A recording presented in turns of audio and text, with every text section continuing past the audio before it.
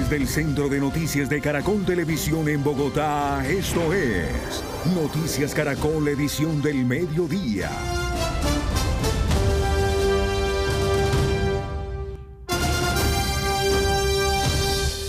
Muy buenas tardes y bienvenidos a nuestra emisión de Noticias Caracol del Mediodía. Una buena parte del país está hoy en alerta por una ola de calor, Ana Milena.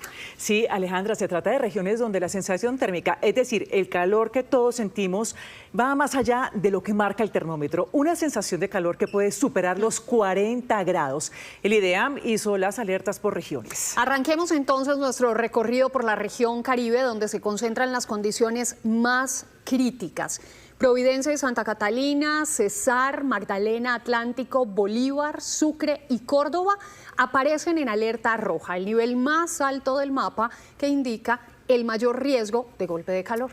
De otra parte, en la región andina, el mapa muestra tanto alertas rojas como naranjas. Antioquia, Santander y norte de Santander figuran en ambos niveles, mientras que Boyacá, Caldas y Tolima aparecen en alerta naranja. Es un nivel más abajo del rojo, pero donde, ojo, está latente el riesgo de agotamiento por calor e insolación. Revisamos ahora la región del Pacífico. Chocó y Nariño registran alerta naranja. Aunque las temperaturas no siempre son las más altas del país, la humedad hace que el calor se sienta con mayor intensidad. Ahora, en la Orinoquía y la Amazonía también predominan las alertas naranjas. Arauca, Casanare, Meta, Vichada, Guaviare, Guainía, Caquetá, Vaupés y Amazonas presentan condiciones que pueden generar agotamiento por calor si la exposición es prolongada. Pues el IDEAM ya está haciendo recomendaciones: mantenerse bien hidratado, evitar la exposición prolongada al sol durante las horas de mayor radiación y prestar especial atención a niños y adultos mayores y personas con enfermedades crónicas. A las 12:34, nuestros periodistas están desde varias de las ciudades afectadas por esta situación y vamos a iniciar con Esteban Bejarano, quien se encuentra justamente en el IDEAM. Esteban, ¿qué está provocando este aumento en la sensación térmica? Y pues muy importante, ¿hasta cuándo podrían mantenerse estas condiciones en el país? Adelante. Ana Mila y televidentes, pues lo que está provocando este aumento en la sensación térmica u ola de calor, como lo conocemos aquí en Colombia, es la combinación de dos condiciones: el aumento de la temperatura y la humedad, que es lo que estamos evidenciando en casi todo el territorio nacional. Ustedes ven en pantalla este mapa gris. Ahí podemos encontrar, por ejemplo, lo que está pasando en gran parte y regiones del país, que es que el país pues tiene la temporada de menos lluvias, y ante estas condiciones actuales pues es esta ola de calor la que se está abriendo paso en diferentes departamentos, los más impactados como lo son Antioquia, Atlántico, Bolívar, Cesar, Córdoba, Huila, La Guajira y Tolima. La humedad se está presentando con mayor intensidad en zonas como el Caribe, norte de la región andina y la zona pacífica. Sin embargo, desde aquí, desde el IDEAM, la directora nos explica otros factores. Tenemos que tener en cuenta que en este momento, en los meses de junio y julio, gran parte del territorio nacional se encuentra pasando por la temporada de menos lluvia, donde es usual que aumenten las temperaturas. Pero también hay que agregar que estamos en un momento de crisis climática, de una nueva realidad climática que está exacerbando esas condiciones. Es decir, lo que solía ser una temporada de menos lluvias con algunos aumentos de temperatura, hoy esas temperaturas están alcanzando máximos históricos. Otra realidad es la crisis climática que hace que las temperaturas aumenten más de lo normal y alcancen máximos históricos. También otro factor fundamental que está viviendo en este momento el país. Escuchemos. Otra cosa es que además de esos aumentos de la temperatura, hemos tenido algunas entradas de humedad ocasionadas por la actividad de las ondas tropicales, que estamos en este momento en temporada de ciclones tropicales desde el Atlántico, desde el Caribe, y esa combinación de altas temperaturas y humedad genera una sensación térmica que incluso es mucho mayor que las temperaturas registradas, y es lo que se está conociendo hoy en día entre la población como olas de calor. Escuchábamos la explicación de la directora del IDEAM y después de escucharla, Esteban, quiero que usted nos precise si entonces este fenómeno de calor es producto del fenómeno del Niño que ya empezó en el mundo. Alejandra, no, desde el IDEAN pues indican que esto no tiene que ver con el fenómeno del Niño. Sin embargo, resaltan que estas condiciones actuales que se están presentando en el país se van a unir más adelante en el segundo semestre, aproximadamente en agosto, a las condiciones del fenómeno del Niño, cuando ya inicie este fenómeno en forma en nuestro país. Las indicaciones es a estar muy atentos en cada una de las regiones, porque como dato al cierre les cuento que hay más de 380 municipios del país con alerta por incendios forestales. Esteban, gracias. En efecto, el Pacífico ya lo está sufriendo. En Cali y el Valle del Cauca ya afrontan estas fuertes olas de calor. Y aunque las autoridades envían un reporte de tranquilidad sobre el nivel de los embalses, también advierten sobre el mayor riesgo de incendios forestales. ¿Cuál es el panorama? Aquí les contamos. Las altas temperaturas que se registran en Cali, con sensaciones térmicas cercanas a los 40 grados, tienen en alerta a las autoridades y a los caleños. Por eso recomiendan evitar la exposición prolongada al sol, mantenerse hidratado y cuidar a niños y adultos mayores. Además, el río Meléndez está en alerta naranja, pero ya se activó el plan de contingencia y no hay riesgo de racionamiento de agua. La verdad sí está calentando demasiado, bastante calor, eso sí ha pasado demasiada calor ahorita, últimamente. Le cuento que yo me baño hasta 4 veces, y más que todo de noche para acostarme. Las autoridades también enviaron un parte de tranquilidad sobre los embalses.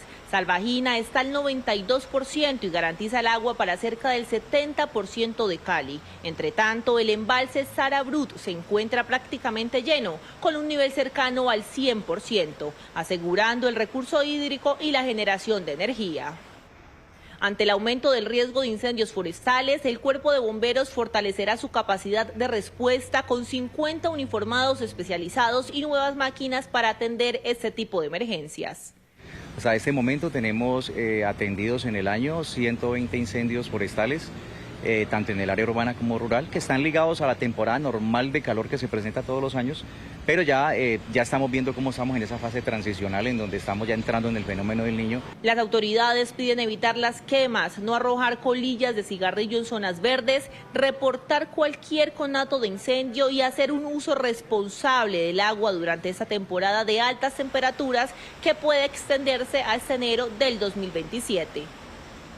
Pues como resultado, en Barranquilla se ha disparado el consumo de energía en los últimos meses, esto debido al intenso calor en los hogares, el aumento del uso de aires acondicionados y otros electrodomésticos también. Argemiro Pion, ¿qué dicen los ciudadanos?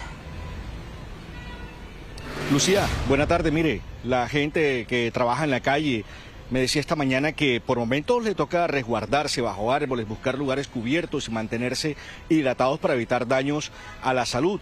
Pero mire, además de estos daños a la salud, la incomodidad que generan estas temperaturas, también esto está afectando mucho el bolsillo de los barranquilleros. En el próximo informe les vamos a explicar por qué. Pero mire, en estos momentos se registra aquí en la ciudad de Barranquilla una sensación térmica de 38 grados y eso que hoy no ha salido el sol en su totalidad. Edinson Estrada dice que desde hace 3 meses, en su casa ubicada en la localidad norte centro histórico de Barranquilla, les ha tocado aumentar el uso de aires acondicionados y ventiladores para mitigar los efectos de las altas temperaturas, lo cual se ha visto reflejado en la factura del servicio de energía. Debido a la ola de calor, que ha incrementado el recibo, antes se pagaban 250 y en este momento aumentó 350, porque se han tenido que prender más los aires, los ventiladores y demás. La empresa Aire reportó que en el último mes se registró un incremento del 8% en el consumo de energía en Barranquilla, por lo que piden a la comunidad hacer uso racional de los electrodomésticos. En esta temporada necesitamos aún más tu compromiso con mantener el consumo de energía en unos niveles que no se afecte la red. El aire en 16 no es solución, el aire en 23 sí es solución. Las ventanas abiertas, que el aire circule, todo eso generará mejores condiciones de cara a este gran fenómeno del Niño que nos está afectando a todos. En la calle, la gente se queja por el intenso calor y adoptan sus propias medidas para protegerse. Bueno, la gorra con sombrilla, exacto, el tomar agua, bastante líquido. Antes no, uno medio camina y ese ya está sudando y ahogándose y la temperatura, se le sube la presión a uno y todo. Las autoridades sugieren no exponerse al sol durante mucho tiempo, sobre todo entre las 10 de la mañana y 3 de la tarde, cuando se registran las temperaturas más altas. También hacen un llamado para evitar el desperdicio de agua. Para lo cual necesitamos que la comunidad nos ayude muchísimo y evitar los usos suntuosos. ¿Cuáles son los usos suntuosos? Por ejemplo, el lavado permanente de los vehículos, el riego de zonas verdes, el utilizar el agua, por ejemplo, para piscinas, para este tema, sobre todo mucho asociado al tema del paisajismo. La Corporación Regional Autónoma del Atlántico informó que durante los próximos meses se mantendrán las temperaturas extremas y disminución de lluvias. Vamos ahora a Valledupar. Esa ciudad del Caribe también atraviesa un incremento de la temperatura. Martín Mendoza, ¿cuántos grados se registra ahora mismo en la capital del Cesar?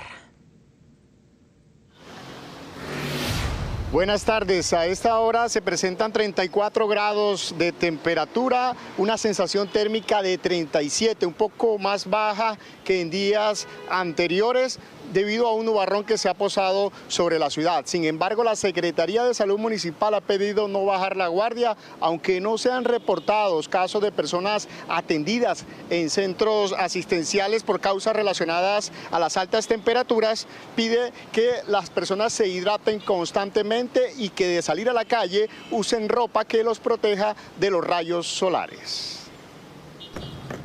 Luis Eduardo Mayoral es obrero, a diario se transporta en bicicleta hacia su trabajo y es fiel testigo de los efectos de las altas temperaturas que están azotando a Valledupar. La temperatura aquí en Valledupar ha calentado demasiado y créame que en nuestro lugar de trabajo ha sido imposible porque hay muchos compañeros que se han desmayado de acuerdo a la temperatura que está haciendo aquí en Valledupar. Según la Secretaría de Salud Municipal, estas altas temperaturas hay que sobrellevarlas con estrictas medidas de protección.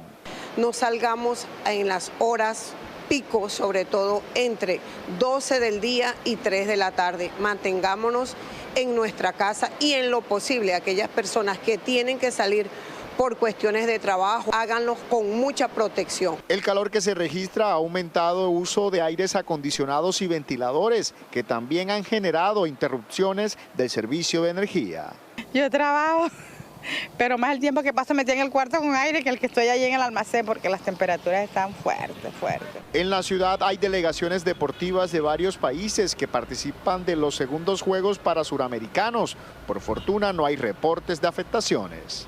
Hace 2 días tuvimos sensación térmica de 41 grados centígrados, teniendo temperaturas por encima, más o menos en los 39, 39.5. Aunque Valledupar es una ciudad arborizada que mitiga las inclementes temperaturas, las autoridades recomiendan hidratarse constantemente. Es el panorama en nuestro país, pero no solo en Colombia se registran altas temperaturas. Europa afronta una histórica ola de calor que ya deja cerca de 4.500 muertes. Mientras los termómetros rompen récords, los incendios forestales arrasan miles de hectáreas. Europa se asfixia producto de las temperaturas extremas. Los científicos de la Comunidad Europea describen la ola de calor que azota al continente como una histórica cúpula de calor. El termómetro desafía la resistencia humana, registrando temperaturas que superan los 42 grados Celsius, batiendo récords, secando suelos y cobrándose un precio devastador en vidas humanas y ecosistemas. El paisaje español arde en llamas. La combinación letal de sequía prolongada, humedad mínima y calor sofocante ha encendido las alarmas. Los incendios forestales en el sur del país avanzan sin tregua, calcinando miles de hectáreas de bosques. Comunidades enteras se han visto obligadas a evacuar a contrarreloj, dejando atrás sus hogares ante el avance de las llamas que dejan por lo menos 12 muertos y 23 desaparecidos en Almería. Vamos a ver cómo evoluciona. Ahora mismo hay en torno a 3.200 hectáreas quemadas. Saben ustedes que aquí se ha quemado básicamente, hay pinares, pero también hay mucha extensión de matorral, de monte bajo, de esparto, que es muy clásico en Almería. Todos ellos están secos como consecuencia de las olas de calor que hemos tenido. Y es un combustible perfecto que junto con el viento se convierte en una bomba de relojería en el ámbito de los incendios. Pero si el fuego es la cara más visible de la catástrofe, el calor extremo es un enemigo silencioso y letal en el corazón de Europa, Alemania. El Instituto Robert Koch de Virología calcula que la ola de calor causó más de 4.300 muertes solo en junio. La gran mayoría de las víctimas son personas mayores de 75 años. Estas olas de calor ya no son solo una cuestión de diversión, resultan bastante alarmantes. Es fácil calcular los daños y el exceso de mortalidad. En Europa ya se está haciendo. Por ejemplo, en el 2023 se registraron unas 3.000 muertes en exceso durante la ola de calor. La Organización Mundial de la Salud ya advierte que la región se está calentando al doble del promedio global. Las autoridades insisten en que esto ya no es un simple evento meteorológico, sino una emergencia de salud pública. Europa se enfrenta a una realidad innegable. Los veranos del futuro ya están aquí y son mucho más peligrosos. Es que este junio rompió todos los récords de temperaturas en Europa. Con María Teresa Aya vamos a revisar el histórico y entenderemos el contexto. Teresita. Buenas tardes. Las altas temperaturas que veíamos en Europa siguen al mes de junio más caliente registrado desde el 2025. Y es que cada vez estamos viendo temperaturas extremas, más calientes en verano y más calientes en invierno. Y a esto hay que sumarle este año el fenómeno del Niño. Este se da cuando en ese cinturón rojo que vemos en el mapa, la temperatura de la superficie del mar se calienta en 2 grados centígrados o más, afectando no solamente peces, algas, corales en el mar, sino también la tierra. Y es que en las zonas que vemos en naranja va a aumentar la temperatura y va a generar grandes sequías. Las sequías a su vez tienen un impacto, 1, en la salud del ser humano, hay que pensar en hidratarse más. 2, en la agricultura va a haber menos cosechas, va a haber escasez, el precio de los alimentos sube y se rompe la distribución, la cadena de distribución alimentaria. Esto es muy grave. Y a todo esto se suma la crisis energética para aquellos países que dependen de represas, de embalses para su generación de energía. Y más grave aún, este año no solo estamos hablando del fenómeno del Niño, estamos hablando del superniño. Este se da cuando la temperatura sube más allá de los 2 grados centígrados. Ya estamos cercanos, llegando a esa temperatura en julio 3. Y se dice que puede llegar hasta 3.9 grados centígrados. Esto es muy alto, superando los picos registrados de 2.4, 2.6 en 1982-83 y en el último El Niño en el 2015-2016. Tenemos así altas temperaturas con fuertes impactos en el planeta. Gracias, Teresita. Pues como le hemos dicho en informes anteriores, con el calor extremo la salud puede verse seriamente afectada. Doctora Fernanda, buenas tardes. Usted nos tiene recomendaciones. Sí, buenas tardes. Miren, el calor produce más que esa sensación de incomodidad por el sudor y el enrojecimiento. Detrás de todo esto, para poder compensar las altas temperaturas, el corazón debe trabajar con más esfuerzo, también los riñones, impacta incluso en el aparato digestivo. Entonces es esencial, aunque suene obvio, evitar la exposición directa y prolongada. Por ejemplo, los que hacen deporte al aire libre, ojalá lo hagan antes de las 10, 11 de la mañana o después de las 4 de la tarde. Y si definitivamente toca salir cuando el sol es más intenso, usar sombrillas, sombreros, pavas de ala ancha, ropa ligera transpirable, de lino, de algodón y por supuesto fundamental, como venimos escuchando, la hidratación. No hay que esperar a tener sed, que es la primera señal de deshidratación, para estar consumiendo líquidos. A continuación, más consejos. Protegerse del calor extremo no es una opción. Los riesgos para la salud son múltiples. Lo principal, aumento de temperatura, dolor de cabeza, vómito excesivo, alteración del estado de conciencia, desorientación. Así que para evitar desde las populares insoladas hasta un golpe de calor hay varias recomendaciones. Lo más importante es la prevención, mantenerte hidratado así no tengas sed, utilizar ropa cómoda de colores claros y lo más importante, evitar en los momentos de mayor temperatura durante el día, de 10 a 4, evitar si es posible no salir a temperaturas altas y si no, con protección, lo más importante, protector solar. Lo más importante es estar bien hidratado y ojo, porque no todas las bebidas cuentan. Evitar consumo en exceso de alcohol, en lo posible disminuirlo, evitar las bebidas oscuras evitar bebidas azucaradas que van a causar más deshidratación. Además, escuche su cuerpo. Hay varias señales de alarma que indican que puede ser necesario consultar al médico.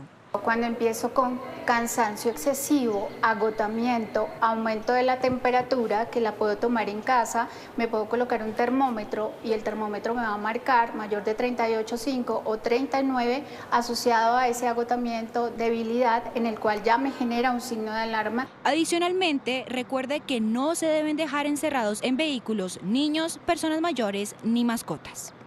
Precisamente, insisto, hay que cuidar de manera especial a los bebés, a las personas mayores, a las embarazadas y a quienes tienen, por ejemplo, problemas cardíacos, porque son más vulnerables a los efectos negativos de las temperaturas extremas. Feliz tarde, Tatiana. Feliz tarde, doctora. Gracias por estas fundamentales recomendaciones. Y en contraste, más de 3.000 personas damnificadas dejan las lluvias de los últimos días en Casanare. Las autoridades declararon en alerta roja 4 ríos ante el riesgo de desbordamiento. Cultivos bajo el agua, deslizamientos, puentes arrasados por la fuerza de la corriente y familias que lo perdieron todo, es el resultado que se registra hoy en varios municipios de Casanare. Fue muy rápido, pues no nos dio tiempo de actuar para sacar los implementos, los accesorios, por ejemplo, como la cama, digamos, afectados, pues toda la comunidad. Aquí no soy solamente yo, sino toda la comunidad. Bueno, toda la maquinaria del taller y ya en la finca, pues imagínense, allá por allá el agua en el pescuezo, plantas, todas esas situaciones deben de estar en cero. 4 importantes ríos desbordaron su caudal y el agua arrasó con todo lo que pudo llevarse. Las familias se resguardaron en los techos de las viviendas de donde fueron rescatados por organismos de socorro. Nosotros nos está en este momento afectando lo que es el plátano, la ganadería, más o menos unas 40 reses, animales como gallinas, cerdos, toda esa parte también es mucho lo que se ha perdido. Las alertas fueron emitidas, pero las consecuencias de las inundaciones no pudieron ser evitadas. Estos boletines de alertas tempranas van dirigidos a los entes territoriales, a las comunidades y a las instituciones. Estos boletines de alertas tempranas sirven para que se tomen las medidas preventivas en el territorio y también indicamos que las lluvias van a aumentar en nuestra jurisdicción. Las autoridades locales piden al gobierno nacional ayudas para atender la emergencia. Por favor, escuchen nuestro llamado. Casanare necesita de su apoyo logístico, recursos para poder enfrentar esta difícil ola invernal que hoy está dejando a muchos casanareños en ceros. Están perdiendo sus bienes, sus animales, su trabajo, sus cultivos. Las ayudas ya se están desplazando a los lugares altos a donde fueron trasladadas las familias evacuadas. Por el momento, gestión del riesgo lleva alimentos, agua potable, colchonetas y medicinas. Y es que en varias regiones del país las lluvias han dejado graves afectaciones en materia de infraestructura, cultivos y enseres. Este es el balance. En Arauca, cerca de 279.000 habitantes están incomunicados en el centro del país por cuenta de diferentes avalanchas registrados en las vías. La primera está ubicada en la vía que comunica Saravena con norte de Santander. Una luz arrasó con el puente metálico sobre el río Caño Negro. Otra afectación se registra en el río Tami, donde por causa de un desprendimiento los habitantes de este municipio están incomunicados con Casanare y Bogotá. Con toda la disposición de apoyar en lo que más podamos, estamos coordinando desde la Unidad Nacional de Gestión del Riesgo o con la Unidad Nacional de Gestión del Riesgo para poder enviar todos los informes necesarios, los requerimientos. En Santander, las fuertes lluvias han causado emergencias en 3 municipios, en los que cientos de cultivos, viviendas, vías y enseres resultaron afectados. Una de las situaciones más complejas está en el Cerrito. Al menos 5.000 personas permanecen sin agua por el daño del acueducto. En Cepita, la creciente del río Chicamocha dejó bajo el agua decenas de cultivos y varias casas. En el municipio de Macaravita también hay daños, especialmente en la vía que comunica hacia Boyacá. Estamos en la evaluación de las afectaciones, el análisis de necesidades para poder tener una información ya mucho más concreta. Los pronósticos del IDEAN es que se van a presentar lluvias, especialmente en el sur del departamento. Las autoridades avanzan en el censo para identificar cuántas personas están afectadas por esta situación. Las fuertes lluvias mantienen en alerta al sur del norte de Santander. En Chintagá, La Bateca, Toledo se reportan graves afectaciones, mientras que en el sector de Monoga, sobre la vía de la Soberanía, el desbordamiento de un río destruyó una vivienda y causó daños en obras de infraestructura. Las autoridades piden una intervención urgente para atender las emergencias y evitar mayores afectaciones. Hay emergencias en varios municipios de Boyacá por las lluvias. La situación más crítica se vive en el municipio de Huicán de la Sierra, donde las vías que comunican con el municipio de Cocuy, Panqueva, Guacamaya, El Espino, entre otros, están con cierre total por afectaciones a la infraestructura vial. Por otra parte, el Ejército Nacional evacuó en helicóptero a 6 pacientes desde el municipio de Cubará para que fueran atendidos de forma urgente en el Centro Médico de Saravena, Arauca. Estas emergencias dejan a centenares de boyacenses afectados.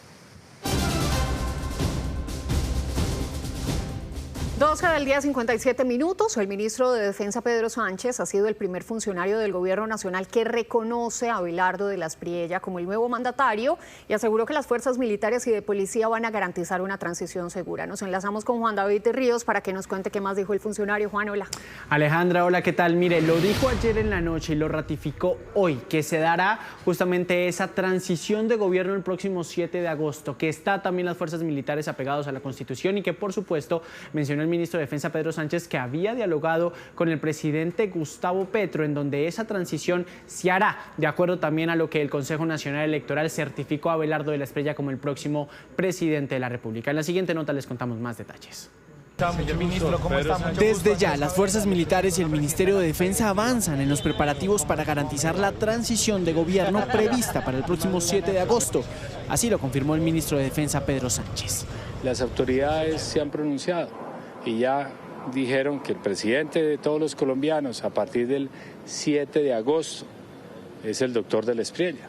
Pero también recuerdo que el presidente actual es el doctor Gustavo Petro y las fuerzas militares, la Policía Nacional, todo el sector de defensa acata la Constitución y la ley y seguirá las instrucciones del presidente actual hasta el 6 de agosto inclusive y del nuevo a partir del 7 de agosto. El ministro aseguró que habló con el presidente Gustavo Petro, quien le ratificó que habrá una transición de gobierno y que se respetará la institucionalidad en la entrega del poder. Por eso, anoche, Pedro Sánchez se convirtió en el primer ministro del gobierno en reconocer públicamente a Abelardo de la Espriella como presidente electo, y así lo explicó en declaraciones a Blue Radio. Y eso lo hablamos con el señor presidente hace 2 días. Estuvimos mirando el ambiente de seguridad para esta transición. Y el señor presidente me dijo, ¿por qué están diciendo que golpe de Estado, que no sé qué? Jamás voy a dar una orden constitucional, no le he dado. Perdón, jamás voy a dar una orden anticonstitucional. Mi mandato termina el 6 de agosto del 2026. Por eso hay unas órdenes que se emitieron de empalme. Quiere decir que hay una transición y debemos garantizar la seguridad, obviamente, del presidente actual, del presidente electo. A pesar de esas declaraciones, el presidente Petro ha publicado en su cuenta de X mensajes contrarios. En distintas publicaciones manifestó no reconocer a Abelardo de la Espriella como presidente electo. Esa fue la razón por la que el equipo de gobierno entrante decidió suspender el empalme. Y hoy, en horas de la mañana, ha hablado de un supuesto fraude en el escrutinio de los votos en el exterior. El Consejo Nacional Electoral ya cerró el proceso el pasado 24 de junio y expidió la certificación oficial que acredita a Abelardo de la Espriella como el próximo presidente de los colombianos. De otra parte, los obispos emitieron un pronunciamiento sobre las divisiones que han generado en algunos sectores los resultados de la elección presidencial ya certificados por el Consejo Nacional Electoral. ¿Qué dice la Iglesia? Rocío Franco, usted nos cuenta. Pues tras la culminación de la Asamblea Anual de Obispos, ellos han señalado que les duele las divisiones que se han presentado tras los resultados de las elecciones presidenciales. Dice que para solucionar toda esta situación se deben reconocer los resultados, la voluntad de los colombianos en las urnas, y señalan además que es de vital importancia no seguir alimentando el lenguaje de odio. Al respecto se ha referido el secretario general de la Conferencia Episcopal, Monseñor Germán Medina. Consideramos condiciones y señales de paz el respeto y la aceptación de la voluntad del pueblo colombiano expresada en los resultados de las urnas. No obstante, esta valiosa participación nos duele y preocupa la división que se agudiza. Lamentamos que se estimule la confrontación y se armen de agresividad y violencia las palabras y actitudes que no solo hieren, sino que provocan el desgaste generalizado, el descontrol emocional y la violencia. Ha señalado también la Iglesia Católica que los gobernantes deben cumplir la obligación constitucional de la unidad nacional y que también deben gobernar para todos. Rocío, muchas gracias. El presidente electo Abelardo de la Espriella confirmó su intención de posesionarse el próximo 7 de agosto desde una guarnición militar fuera de Bogotá. El gobierno saliente aclaró que es facultad del Congreso determinar si el acto se puede hacer en otro lugar distinto al Capitolio Nacional. El gobierno electo busca realizar la ceremonia de posesión por fuera de Bogotá, en una base militar en Popayán, Cali, Tolemaida o Madrid. Sin embargo, la solicitud tiene trasfondo jurídico. La posesión del presidente electo no es donde él quiera, es donde la Constitución lo dice. ¿Qué dice la Constitución? Que se hace ante el Congreso de la República en pleno. El Congreso en pleno debería trasladarse al lugar designado. Para el gobierno saliente, según esta carta firmada por el jefe de despacho José Raúl Moreno, esta es una decisión que justamente le corresponde al propio legislativo. Ya el equipo de empalme del presidente electo solicitó claridades a la Secretaría del Congreso. Confirmar si el Congreso de la República tiene la facultad de trasladar su sede fuera de la ciudad de Bogotá y si dicha facultad puede ejercerse para el acto de posesión del presidente electo. Describir el procedimiento previsto en el reglamento del Congreso para proponer, debatir y formalizar que se autorice el traslado de la sede del Congreso. Hace minutos desde Cartagena, el presidente del Senado, Lidio García, anticipó que sí sería posible trasladarse. Se podría, si a través de una proposición se aprueba en cada una de las cámaras, en Senado y en Cámara de Representantes. Hay que presentarlo el 20 de julio y pues ahí se le dará trámite a esa proposición para que eso no tenga ningún tipo de problema y pueda revestirse de legalidad y de constitucionalidad. La Constitución abre también otra puerta y es que ante negativa del Congreso a posesionarlo, el mandatario electo lo haga ante la Corte Suprema o dos testigos. Sin embargo, para los expertos, este no sería el caso. Cuando no se pudiera establece el artículo de la Constitución, pero aquí sí se puede. Cuando no se pueda, es decir, cuando haya, por ejemplo, una situación de fuerza mayor o que se haya cerrado el Congreso, mejor dicho, cuando haya una situación que impida que el presidente se pueda posesionar ante el Congreso, lo podrá hacer ante la Corte Suprema. La respuesta del Congreso al gobierno electo sobre la facultad de trasladarse para la posesión se presentará la próxima semana. Y nos enlazamos a esta hora, unas 5 minutos, con María Margarita Zuleta, analista política. Paca, ¿qué tal? Muy buenas tardes. En medio de este contexto tan ruidoso en torno a la transición y tan atropellado en torno al empalme, ¿cómo se reciben esas precisiones del ministro de Defensa? Alejandra, ¿qué tal? Buenas tardes. Lo que pasa es que la lógica de la conversación sobre este tema de parte del gobierno ha sido de ires y venires. Una mirada un poquito más institucionalista el día de las elecciones, el 21 de junio, en donde el presidente dijo que iba a esperar los escrutinios. Está bien, digamos, no cree en el preconteo, iba a esperar los escrutinios. Los escrutinios llegaron y entonces hubo una especie de repliegue diciendo que el país había quedado dividido en dos. Pero a comienzos de julio el mensaje fue de ruptura. Incluso dijo que quien había ganado las elecciones era el candidato perdedor, Iván Cepeda. Entonces, suena un poco extraño que con ese telón de fondo el ministro de Defensa diga, no, que el presidente sabe perfectamente que su mandato se termina el 6 de diciembre y entonces tiene que irse. O sea, él no ha dicho que se quiere quedar, pero lo que no ha hecho es reconocer el triunfo de Abelardo de la Espriella. Entonces, eso es lo que suena un poco raro. Él no ha dicho que se quiere quedar y eso me parece que hay que reconocerlo y hay que decir claramente qué es lo que está ocurriendo. Pero no está diciendo que lo que va a hacer es permitir de una forma fácil la entrada del nuevo gobierno en cabeza del presidente electo Abelardo de la Espriella. Y por otro lado, tenemos digamos, después de ese trino, ese mensaje en X en donde dice que vencedor fue Iván Cepeda, obviamente se suspende el proceso de empalme. El proceso de empalme, pues no importa que se suspenda, porque se puede seguir haciendo a pesar de que no haya reuniones. Todo esto genera un ambiente que lo que hace es sumarle a la incertidumbre y a la angustia que tiene el pueblo colombiano de un ambiente de polarización y de división que no sabemos a dónde nos va a llegar. Sí, Paca, pero entonces estos mensajes contradictorios que usted muy bien nos está recordando, ¿cómo también lo deben entender los colombianos? ¿Y esto qué tanto daño le puede hacer a la institución, a la democracia? Justamente por eso decía que eso genera incertidumbre. Y la democracia es frágil por definición. A la democracia la tenemos que cuidar.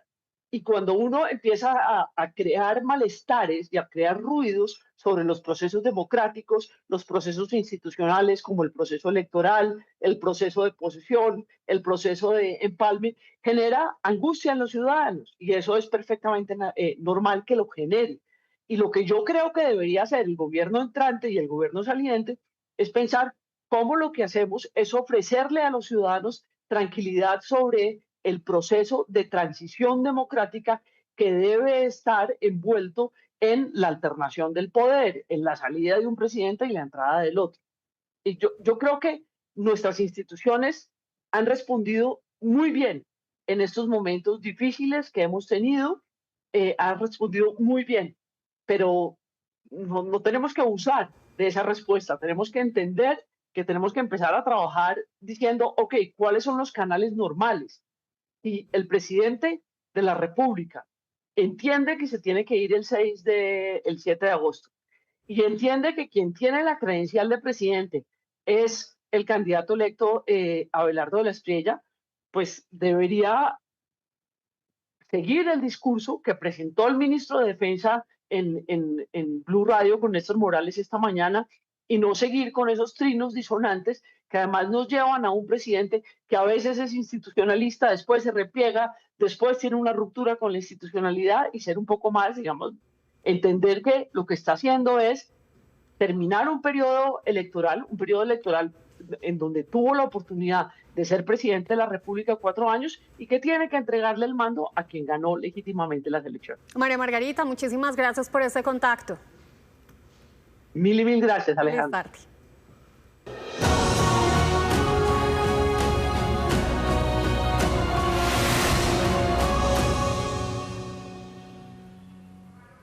Los medios de comunicación del país seguimos sumando esfuerzos para ayudar a nuestros hermanos venezolanos. Estamos en vivo desde La Guaira en Venezuela, también desde Bogotá, Cali y Cartagena, donde los bancos de alimentos, la Cruz Roja y la Fundación Juntos se Puede continúan recaudando donaciones.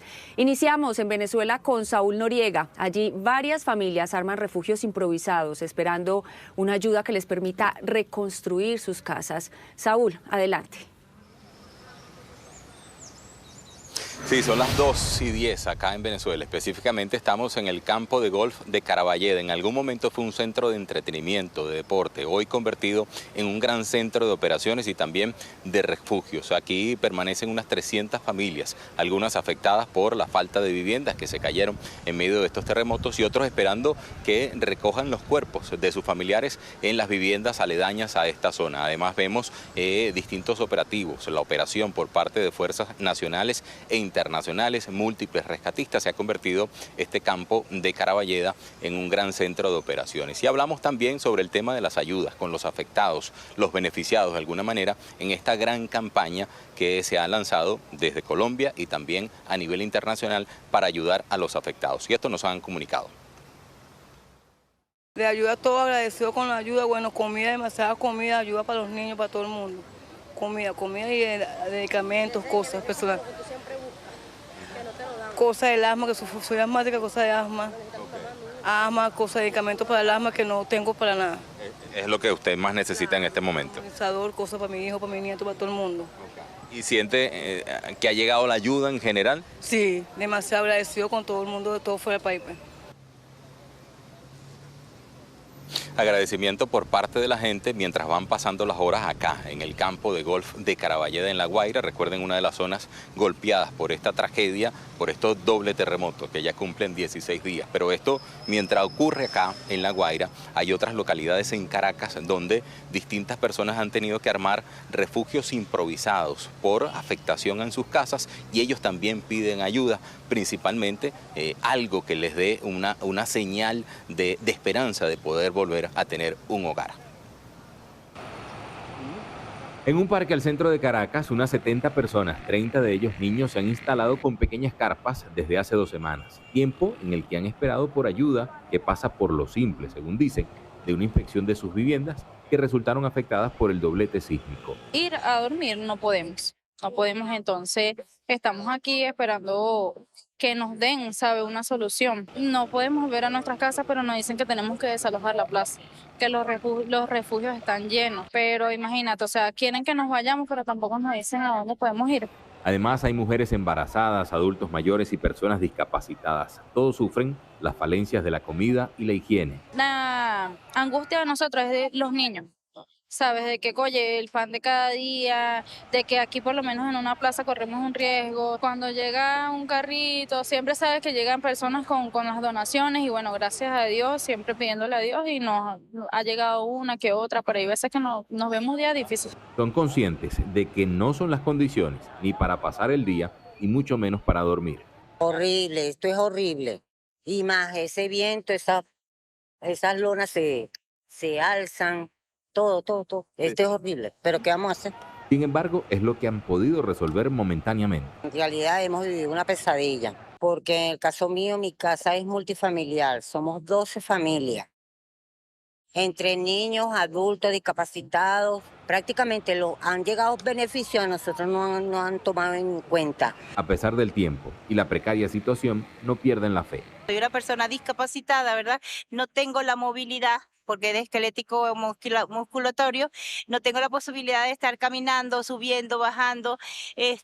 Mi apartamento sufrió serios daños, pero con el favor de Dios todo se va a arreglar. La posibilidad de terminar en un refugio no lo descartan, pero esperan primordialmente que les ayuden a regresar a sus hogares. Estas familias dicen ser conscientes de que otras personas están viviendo una situación más delicada. Sin embargo, piden que no se les olvide y que la ayuda se le termine prestando.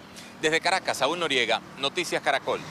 Son múltiples historias, además, en tiempo real, cada quien con su tragedia personal. Y para graficarles dónde estamos, el campo de golf de Caraballeda, a fondo vemos lo que era en algún momento la laguna que adornaba el recorrido mientras se jugaba golf. Hoy este campo convertido totalmente en un gran centro de refugio, donde además la ayuda humanitaria sigue llegando y la gente sigue clamando por soluciones.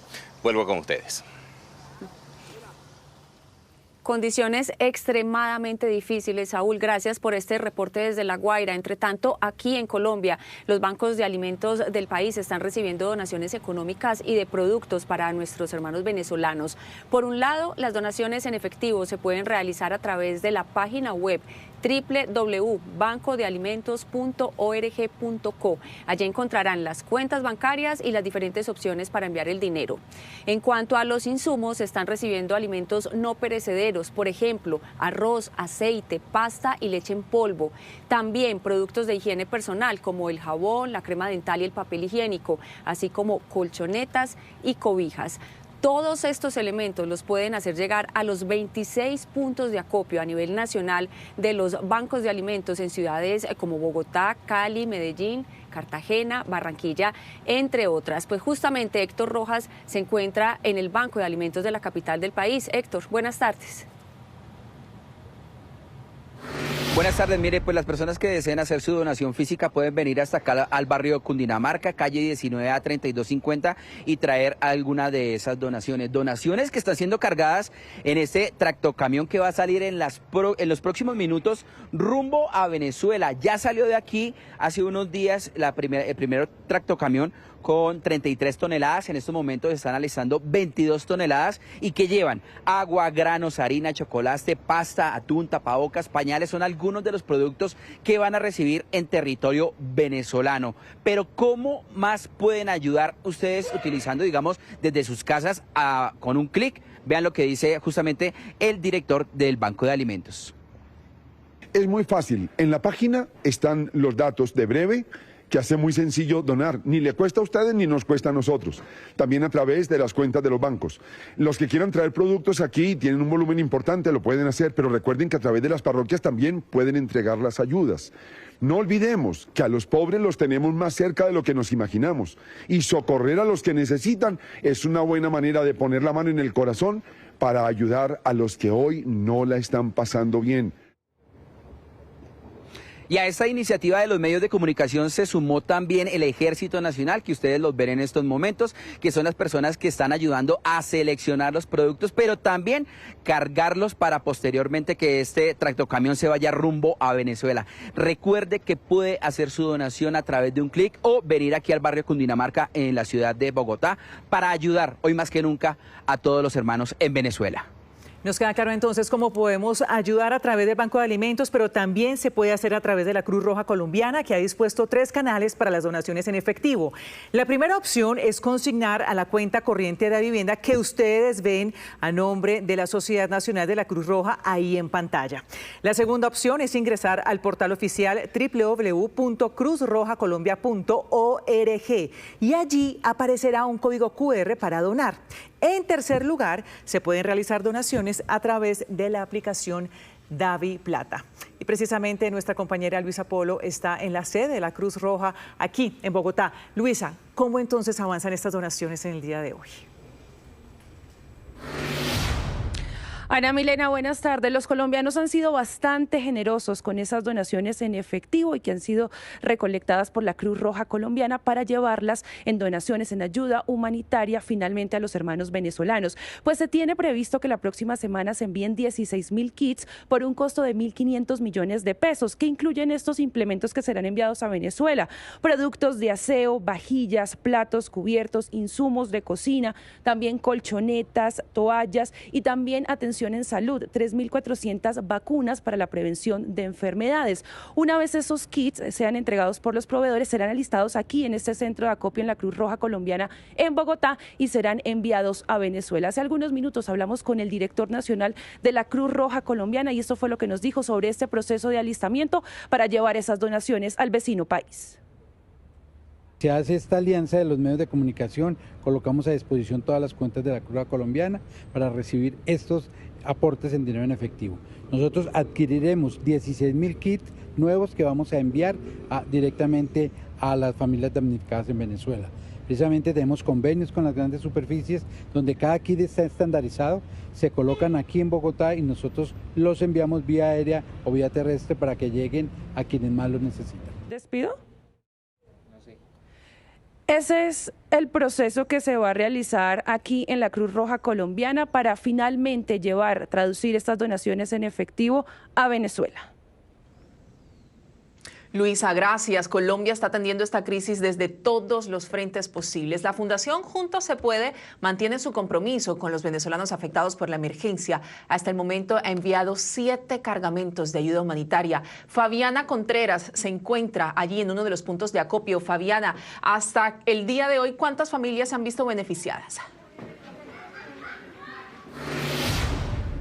Hola, muy buenas tardes. Un saludo muy especial para todos. Así es, yo los saludo desde Corferias, uno de los 2 puntos habilitados para la recepción de ayudas para Venezuela. El otro punto es el centro de eventos Vive Claro. Ya la cifra supera las 4.000 familias. De hecho, ya ronda las 5.000 familias que se han visto beneficiadas con estas ayudas que se han enviado en 7 vuelos humanitarios. Pero hay una información importante y es que hasta hoy se va a recibir ayuda en especie para abrir una nueva convocatoria que busca recaudar dinero para poder costear el transporte de las ayudas que lleguen a Venezuela hasta los puntos donde serán recibidos por los beneficiarios. Escuchemos a la directora de la Fundación Juntos Se Puede. Ella es Ana Karina García. Gracias Colombia, gracias a cada uno de los que hicieron posible que hoy ya Venezuela haya recibido casi el 30% de lo que empezamos a recibir las primeras semanas. Hoy estamos en una pausa de donaciones, pero necesitamos una mano a que seas voluntario en el Vive Claro, en la Fundación Juntos Se Puede, calle 104, 5431 y en el Corferias para seguir empacando y poder hacer que cada una de estas ayudas y que su confianza llegue a manos de esas familias. Ya han recibido más de 4.000, pero seguiremos entregando a la familia venezolana que hoy vive esta catástrofe tan grande. Durante los 17 días que van desde que sucedió esta tragedia en Venezuela, pues ya son más de 5.000 las personas que se han acercado aquí a ayudar de manera voluntaria con la recepción y organización de las donaciones, y esto también es de destacar porque la solidaridad del pueblo colombiano y de los venezolanos que viven aquí en Colombia ha sido enorme. Recuerde que las donaciones en especie van hasta hoy y que puede donar en efectivo a través del QR que se va a publicar en las redes sociales de la Fundación Juntos Se Puede. Vuelvo con ustedes. Bien, Fabiana, gracias. Y mientras aquí en Colombia los medios de comunicación del país y los ciudadanos siguen sumando esfuerzos para apoyar a los damnificados, pues los venezolanos siguen muy golpeados en medio de la devastación. Muchas familias siguen llorando a sus seres queridos y cientos de personas no tienen a dónde ir. Beatriz Adrián, ¿cómo avanza la atención a los damnificados? Y la ayuda que viene desde Colombia ya comienza a materializarse. De hecho, el barco Hospital San Rafael de Cali llegó a Caracas y fue instalado en un refugio que se encuentra en la ciudad capital, atendiendo a cientos de familias que lo necesitan y que son víctimas del doble terremoto. Este es el barco Hospital San Rafael de Colombia, que fue instalado en un refugio de Caracas. Emilia Ochoa llegó en silla de ruedas a este hospital para atenderse. Ella logró salvar su vida, pero su hija no pudo hacerlo al desplomarse el edificio OPP 22 de La Guaira. Cuando me sacaron yo pedí que dónde está mi hija, mi hija me la sacaron ya a los 3 días de muerte. Hoy los médicos del Hospital San Rafael le brindarán atención para tratar su diabetes y su hipertensión arterial. También la evaluarán psicólogos para acompañarla en su duelo. Sí, a mí me atienden bien, me atienden como una reina aquí, yo no me puedo quejar. Niños, adultos, también mujeres embarazadas, tienen garantizado múltiples servicios médicos, incluyendo laboratorios y ecografías. Medicina general, pediatría, ginecología, psicología, urgencias, porque tenemos un emergenciólogo y todo lo que es el complemento como es la parte del laboratorio clínico y entrega de medicamentos. Belkis tiene 7 meses de embarazo, quedó damnificada, vivía en La Guaira y su casa se derrumbó totalmente tras el doble terremoto. Ahora vive en un refugio donde opera este hospital con personal colombiano que le dará la atención requerida. Sí, unos exámenes, sí, de sangre y un eco. Me agradecido con ellos porque me están ayudando. Solo en el primer día de atención médica, el barco Hospital San Rafael de Cali recibió casi a 100 pacientes. Están abiertos para recibir a todo aquel que lo necesite y manejan un protocolo para estabilizar pacientes de emergencia y derivarlos a otros centros de salud del país. Y en otras noticias, un nuevo sismo se sintió hoy, una réplica de 3.9 en la escala de Richter, según Funvisis. Muchas de las personas desalojaron sus sitios de trabajo y sus residencias, y el epicentro fue en el estado de La Guaira. La tierra se movió. En un instante, todo cambió. Familias incompletas, amigos ausentes, recuerdos que duelen. Tranquilo, papi, no te asustes que ya estamos bien. Venezuela nos llama, ayudar nos acerca. Noticias RCN, Blue Radio, Semana, Caracol Radio, La FM, NTN 24, El Tiempo, El Espectador, La República, Cambio, Olímpica, El Colombiano, El Heraldo, El País, City TV, Canal 1 y Noticias Caracol. Los grandes medios de Colombia se unen para tender un puente de solidaridad y esperanza, demostrando la fuerza del periodismo al servicio de la sociedad. Dona en la Cruz Roja y el Banco de Alimentos de cada ciudad Invitamos a Colombia a no dejar de ayudar a nuestros hermanos venezolanos. Levantamos la voz por quienes resisten, por quienes sueñan con un futuro mejor, por quienes deben empezar de nuevo. Cuando la solidaridad nos une, la esperanza se hace más fuerte. Unidos por ustedes. Dona en la Cruz Roja y el Banco de Alimentos de cada ciudad. Todos por Venezuela.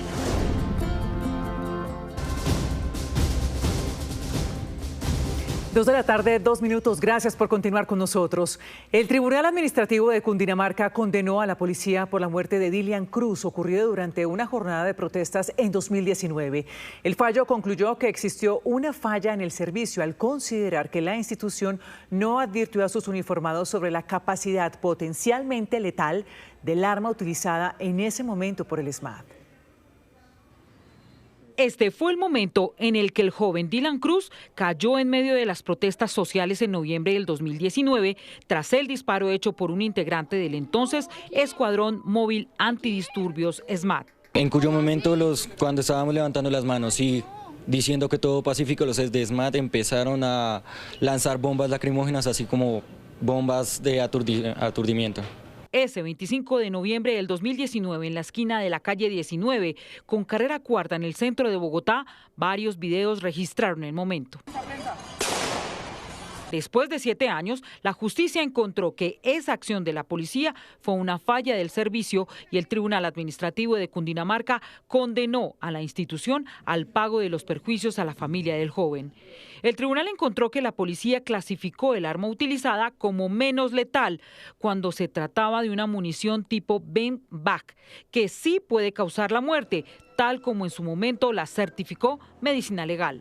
Munición de impacto tipo beanbag, disparado en un arma de fuego tipo escopeta calibre 12. Segundo, la munición beanbag corresponde a una bolsa de material textil que contiene múltiples perdigones de plomo. Señala el tribunal que las pruebas no evidenciaban un escenario de violencia que justificara el empleo de una fuerza capaz de causar la muerte de una persona. Ante esto, la policía deberá, en un acto público, reconocer su responsabilidad y ofrecer disculpas a los familiares de la víctima al considerar que la muerte ocurrió mientras ejercía su derecho a la protesta, dice el fallo. La Fiscalía General de la Nación llamó a imputación de cargos a Miguel Quintero, hermano del exalcalde de Medellín, Daniel Quintero, por los delitos de interés indebido en la celebración de contratos y peculado por apropiación en medio del escándalo de corrupción por una supuesta contratación irregular en el área metropolitana del Valle de Aburrá. La Fiscalía General de la Nación citó a imputación de cargos a Miguel Quintero Calle, hermano del exalcalde de Medellín y hoy superintendente de salud.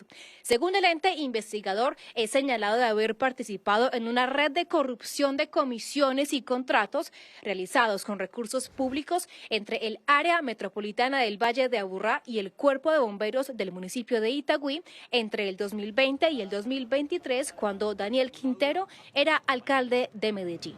Según la investigación adelantada por la Fiscalía, Miguel Quintero, junto a otras personas más, habría desviado recursos públicos y había cobrado comisiones por montos que rondan los 3.200 millones de pesos para favorecer a la adjudicación de contratos. Por eso la Fiscalía citó a una audiencia de imputación de cargos al hermano del exalcalde y a 3 personas más por el delito de interés indebido en la celebración de contratos y peculado por apropiación.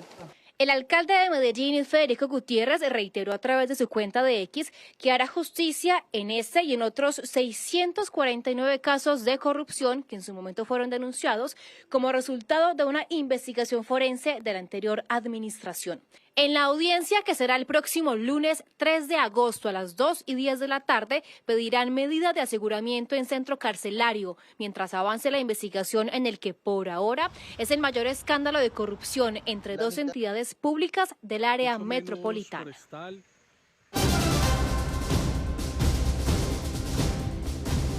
El dólar se ubica en su nivel más bajo desde los últimos 6 años. ¿Qué sectores se benefician y cuáles se ven afectados con un dólar cercano a los 3.300 pesos? Aquí les contamos. El mundo se mueve por la fuerza física, política, social y económica. De la última es importante entender que la principal moneda que mueve y rige a las naciones es el dólar, sea o no la moneda local. Por eso hoy se explica en el contexto colombiano que un dólar cerca a los 3.300 pesos impacte los mercados de nuestro país. Estamos en niveles inclusive del año 2015. ¿Esto qué implicaciones tiene? Es un movimiento por un lado de euforia, de optimismo, de tranquilidad que ha generado el nuevo gobierno a los inversionistas internacionales, inversionistas locales. Con un dólar más barato nos sale más barato pagar esa deuda en el exterior. Mantenga esta información sobre el comportamiento del dólar a la mano para la toma de decisiones.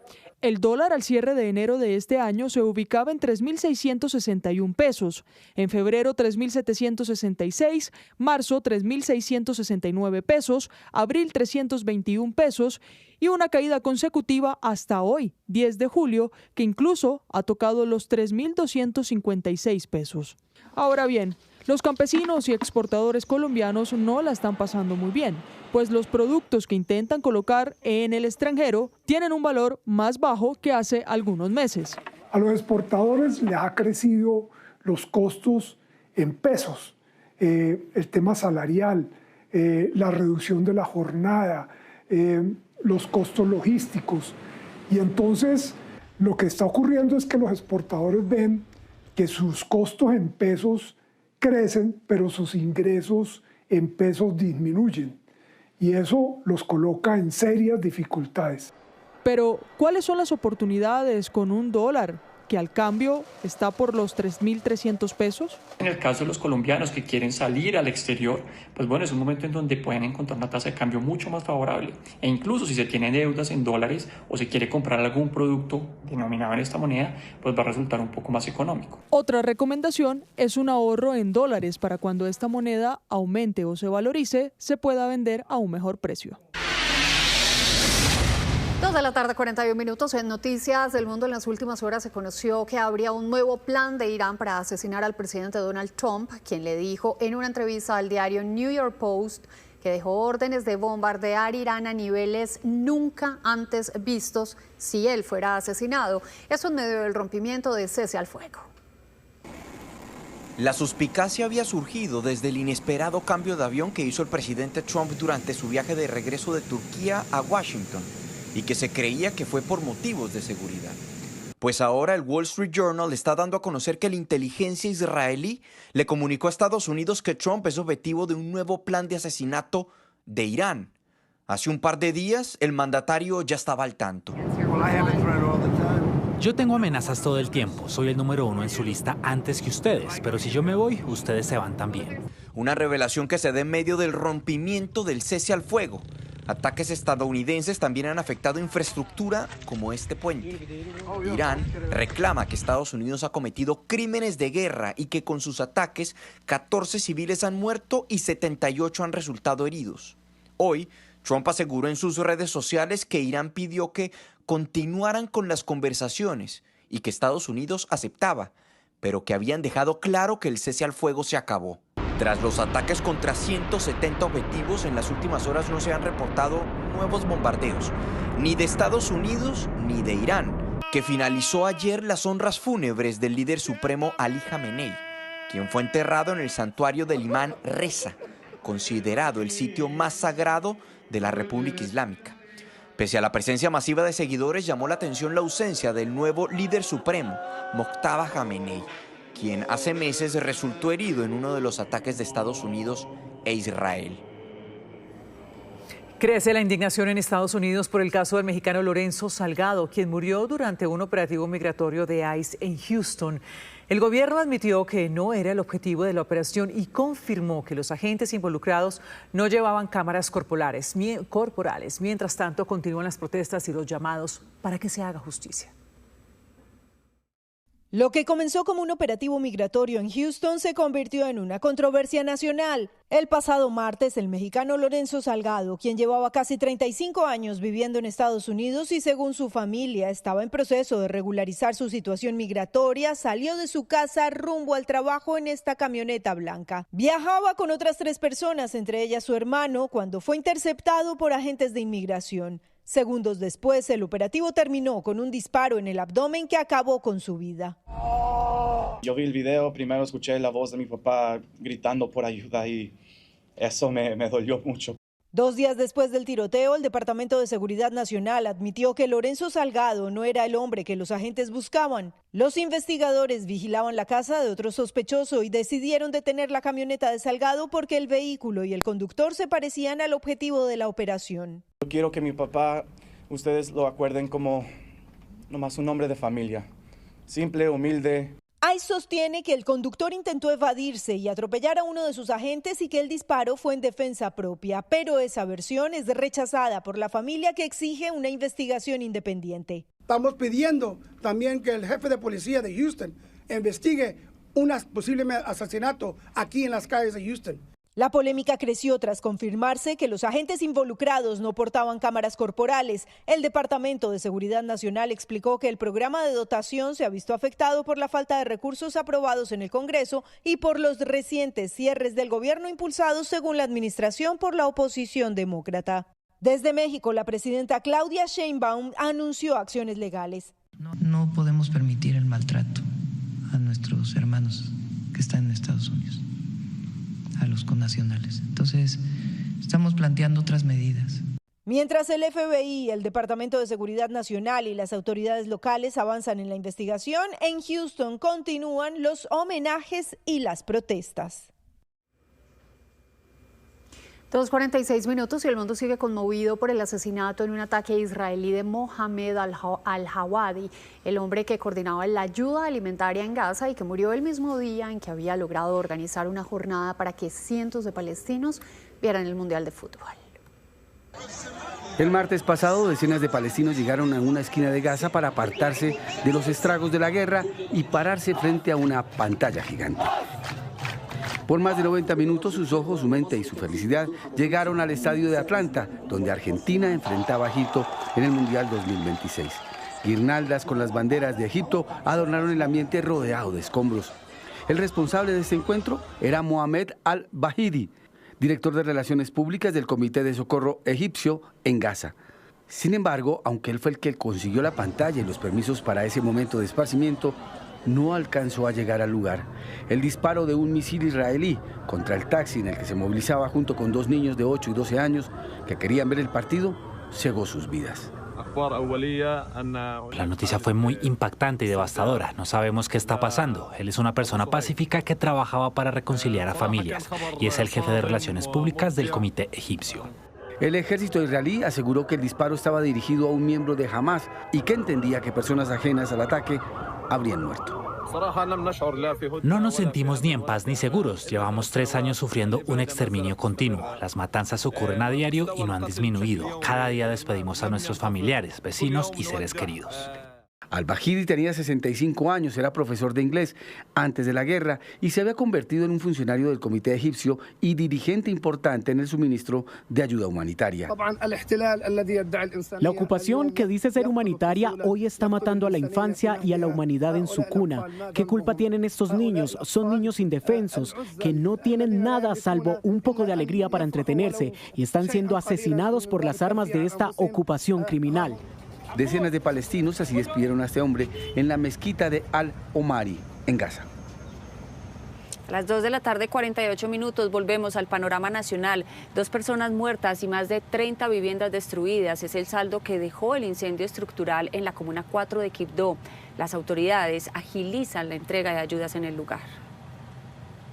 Jason Smith Moreno, de 6 años de edad, y su abuela María Plácida Moreno, de 65 años, son las 2 víctimas mortales del grave incendio registrado durante esta madrugada en el barrio Pablo VI de Quibdó. Son habitantes del barrio que tenían prácticamente más de toda su vida en este barrio, más de 60 años. Los afectados cuentan que en solo minutos las llamas redujeron a cenizas sus casas Más de 35 familias lo perdieron todo. Son de madera, entonces todo eso se vino, fue como que traían ese incendio. No le dio tiempo a la gente de sacar nada. La conflagración inició sobre la 1:30 de la mañana. Según información proporcionada por las autoridades, el incendio se produjo por una vela que quedó encendida al interior de una de las casas. Inició el incendio en una de las casas que está al final del sector y de allí se vino todo el incendio a consumir las demás. Y no pudieron controlar. Los afectados hicieron un llamado a la alcaldía para recibir atención oportuna. Por favor, nos ayuden en la reubicación de estas personas porque realmente no tienen ni familiares donde estar, cómo van a dormir todas las noches que quedan. Entonces sí es muy importante que por favor, alcalde, póngase la mano en el corazón y nos ayude porque lo necesitamos en verdad. Hacemos el llamado a nivel nacional también, porque estas familias, más allá de la respuesta que podamos dar como municipio, que nos va a quedar corta por la poca capacidad que tenemos de respuesta y que la magnitud de la situación. Todo el sistema departamental de gestión del riesgo está activo y continúan con la evaluación de daños y afectaciones para entregar las primeras ayudas. A esta hora es noticia en Tibú, norte de Santander, un ataque con drones cargado con explosivos atribuido al ELN contra el aeropuerto de este municipio que dejó 2 trabajadores heridos que laboraban con personal de vigilancia, uno de los cuales permanece bajo estricta observación médica tras presentar lesiones de mayor gravedad y fue trasladado a Cúcuta. Las operaciones aéreas siguen suspendidas en el aeropuerto tras la destrucción de parte del área administrativa del aeródromo. El atentado obligó a suspender la reactivación de la ruta aérea entre Cúcuta y Tibú de Satena, prevista para este viernes. Las autoridades evalúan las condiciones de seguridad mientras que la ruta sigue afectada además por el secuestro de Edinson Balaguera, el administrador de Satena en esta región, quien continúa en cautiverio. La situación ya deja pérdidas económicas. A esta hora, la noticia en el Meta es el fallo del Tribunal Superior del Distrito Judicial de Villavicencio que le ordena a la Universidad Nacional en un plazo de 48 horas luego de ser notificada a brindarle alimentación y también asistencia médico-veterinaria a los 189 caimanes llaneros que permanecen en semicautiverio en los estanques de la Universidad de los Llanos y el Parque Merecure. Recordemos que por un trámite judicial, estos ejemplares de una especie en peligro de extinción permanecieron casi 6 meses sin alimentación. Hay que también agregar que el fallo le ordena a la Universidad Nacional hacer un estricto seguimiento biológico y nutricional para preservar la especie del caimán llanero. A esta hora es noticia que el gobernador de Antioquia le hará 5 propuestas al presidente electo Abelardo de las Priella, que según el mandatario departamental podrían ser las 5 primeras victorias de las Priella. Son 5 frentes de trabajo y el gobernador hace énfasis en el aspecto de seguridad para este territorio. Dice él que es necesario y urgente crear una operación cazador para este departamento, que no sería otra cosa que un grupo élite enfocado y especializado en combatir a las disidencias de las FARC, al Clan del Golfo, al ELN y al MESA. En otros temas, luego de que varios usuarios de Colpensiones reportaran dificultades para realizar sus trámites en la página web y a pocos días de vencer el plazo de la oportunidad de traslado de régimen, Colpensiones abrirá una nueva jornada extendida de atención este fin de semana. Luis Apolo, ¿cuántas personas han cambiado de régimen hasta ahora? Buenas tardes. Se han trasladado hasta la fecha y en estos últimos 2 años 170.000 personas en Colombia que aprovecharon esta ventana de oportunidad de traslado de régimen pensional. Pues lo que dijo hoy en Noticias Caracol en vivo el presidente de Colpensiones, Jaime Duzán, es que efectivamente habrá un horario extendido este fin de semana para atender los trámites y las solicitudes de estos colombianos que desean aprovechar esta ventana de oportunidad porque el plazo vence el próximo 16 de julio.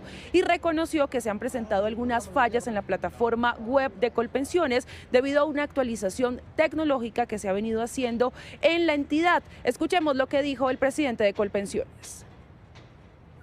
Puede ir al punto de los 81 puntos de atención que tiene Colpensiones en todo el territorio nacional. Repito, mañana abrimos a las 9 de la mañana, el domingo igual, y trabajaremos en jornada continua hasta las 4 de la tarde para atender el caso de las dobles asesorías y las solicitudes que nos quieran hacer los ciudadanos con referencia a su historia laboral, los derechos pensionales, etc.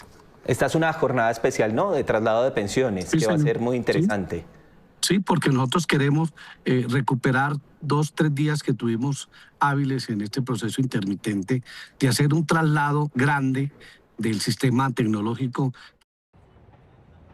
Este horario extendido será de la siguiente manera: sábado y domingo en los 81 puntos físicos a nivel nacional, desde las 9 de la mañana hasta las 4 de la tarde en jornada continua. Y el 14 y el 16 de julio, atención extendida hasta las 6 de la tarde en las sedes físicas de Colpensiones. 3 de la tarde, 24 minutos. En Santa Marta fue presentada la agenda oficial de las Fiestas del Mar, que incluirá actividades deportivas, culturales y gastronómicas, para que se programen desde ya. El mágico atardecer del naranja en el cielo con un morro imponente es testigo del diario vivir de Santa Marta, una perla encontrada en el Caribe colombiano, descubierta en 1525 y que dentro de poco celebrará con arte y cultura un nuevo aniversario de su fundación. Santa Marta en esta fiesta del mar debería enfocarse tanto en el deporte náutico, esquiar, que es como la esencia de las fiestas del mar toda la vida, pero también siento que debe enfocarse en sumergirse bajo el mar. La biodiversidad de Santa Marta es única. Su hermosa gastronomía, su biodiversidad y todo lo que nos representa como samarios. Esto es lo más importante de resaltar nuestra identidad. Como es costumbre, las famosas balleneras, que son las embarcaciones con las candidatas a la Capitanía del Mar, estarán desfilando y bailando con el público en la bahía. Vamos a tener el gran concierto de balleneras el día 25 de julio, donde vamos a tener el artista Sergio Vargas y el artista Hamilton. También tendremos el concierto gospel con artistas también internacionales. Y tendremos el concierto, el gran concierto de Serenata Santa Marta el día 28 de julio. Fiestas del Mar, la celebración de los 501 años de una ciudad carismática, pujante y que ahora tendrá más música y muchas muestras culturales desde el 23 hasta el 29 de julio. Y la lectura también está de fiesta. La Red de Bibliotecas Públicas de Bogotá celebra sus bodas de plata. Con más de 150 espacios, Bibliored ha transformado la vida de millones de ciudadanos a través de la lectura. Pues David Molina nos cuenta cómo ha evolucionado esta red y cuáles han sido sus principales logros en estos 25 años. Hace un cuarto de siglo, la inauguración de estos referentes arquitectónicos de la capital serían la piedra angular y darían forma a lo que hoy es la Red Distrital de Bibliotecas Públicas de Bogotá. Mega obras con vocación comunitaria que buscaban transformar la ciudad y quienes la habitan. Tomemos el ejemplo de Tintal, que era ese antiguo lugar de acopio de basura de la EIS, y que llegó Daniel Bermúdez y en una metáfora muy bella que él tiene, que dice que es transformar, pasar de la basura a los libros. Nace una biblioteca, una de las bibliotecas además más lindas con las que cuenta Bogotá, y alrededor de esa biblioteca surgió el barrio. Hoy, después de 7 administraciones, Bibliored cuenta con más de 150 espacios con todo tipo de servicios y programas, millones de volúmenes que trascienden de las estanterías. Resaltaría la Biblioteca Digital de Bogotá, y que tiene casi 3 millones de contenidos digitales. Entonces, cuando uno está afiliado a Bibliored, además de poder sacar un libro en físico en cualquiera de nuestras bibliotecas, también puedes hacer uso de los recursos digitales que están allí.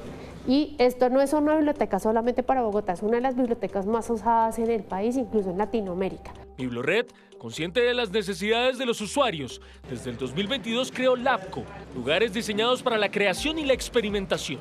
La comunidad, mediante esta filosofía de aprender mientras hacemos, se acerca también a la colección que hay acá, se acerca también a los libros, pero de una forma en la que siempre estamos cacharreando, experimentando. Y en pro de acercar la literatura a la población, existen los paraderos para libros para parques, el servicio libre de domicilio y las biblioestaciones. Una de las estrategias bandera de la Red de Bibliotecas Públicas del Distrito es esta, la de acercar los libros a todo el transporte público de los ciudadanos, como con estaciones moradas como las de las biblioestaciones, que están distribuidas en 12 puntos de toda la capital para la democratización de la lectura en todos los ciudadanos.